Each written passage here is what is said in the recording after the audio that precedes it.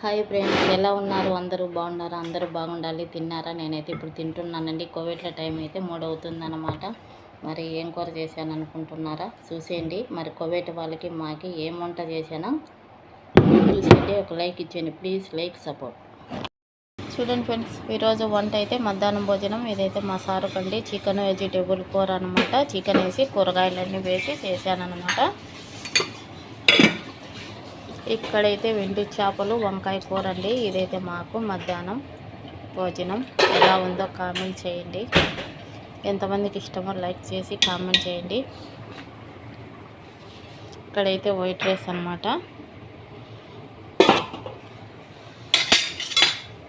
ఇక్కడైతే tomato rice అయితే ఉడుకుతుందండి. ఇప్పుడే రైస్ వేసాను. మాంసం టమోటా రైస్ అనమాట.